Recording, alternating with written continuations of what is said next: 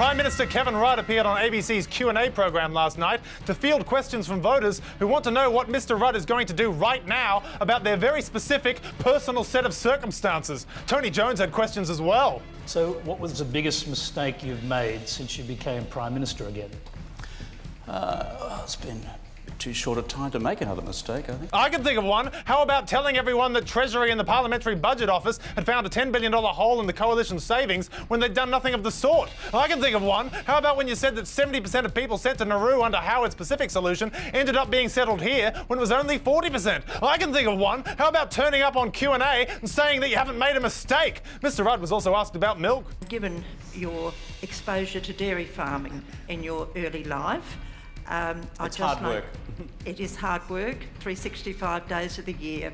And when the cows start talking back to you, know you've been there too long. That was either some charming country witticism or a serious admission of mental illness. Either way, the Daily Telegraph will run it as smug shit thinks he's Dr. Dolittle. But the actual headline-making moment came when a Christian pastor tossed the PM a giant softball about same-sex marriage. And I'm just curious for you, Kevin, if you call yourself a Christian, why don't you believe the words of Jesus in the Bible? Alley-oop! Well, mate, if I was going to have that view, the Bible also says that slavery is a natural condition.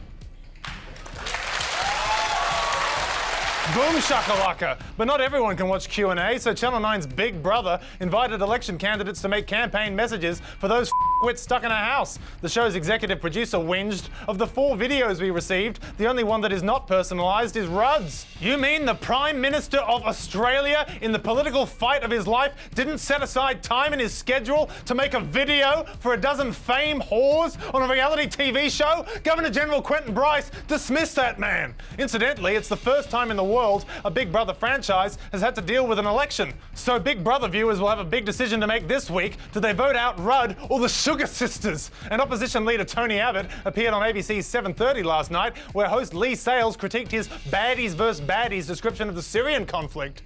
Do you mean specifically the Free Syrian Army of being the group that's of concern, or do you mean more the sort of political aspects of the Syrian opposition, like the National Coalition and the Syrian National Council? He means the baddies, Leigh. How much more simply does the man have to put it? Okay, Leigh, imagine that Syria is a shop. We have to be very careful because if we break something, we own it. It's true, I've seen the sign. So maybe leave your school bag outside before you bomb the crap out of Syria. And Tony took one last opportunity to simplify this election for the viewers at home. And Leigh, just one final message, if I may.